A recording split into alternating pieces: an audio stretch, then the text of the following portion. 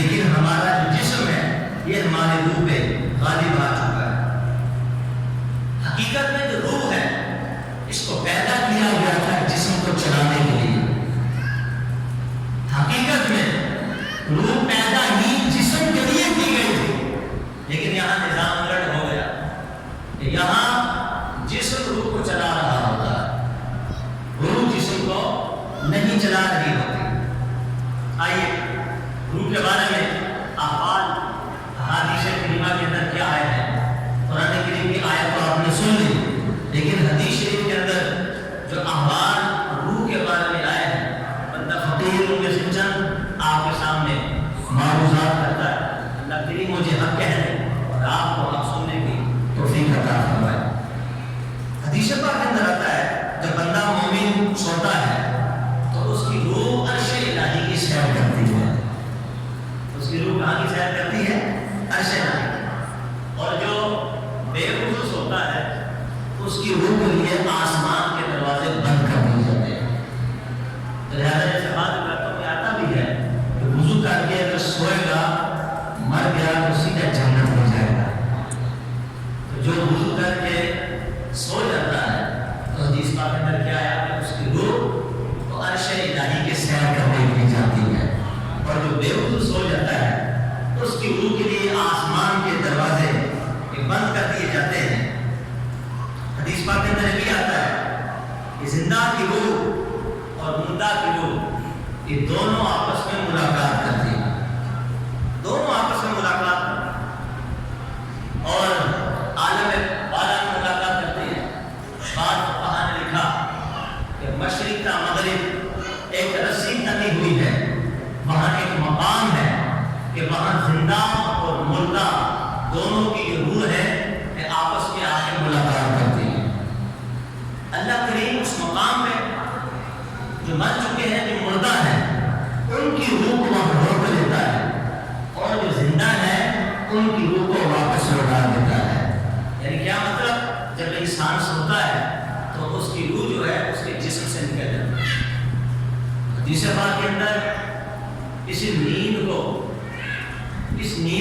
آدھی موت بھی کہا جاتا ہے۔ مفہوم حدیث عرض کرتا ہوں، اس ہماری نیند کو آدھی موت بھی کہا گیا، بلکہ عارضی موت فرمایا گیا کہ جو ہماری نیند ہوتی ہے یہ ایک طرح عارضی موت ہے۔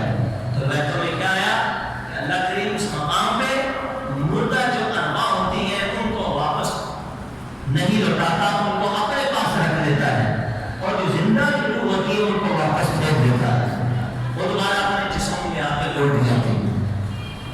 اب یہاں پہ سوال یہ پیدا ہوتا ہے کہ حدیث پاک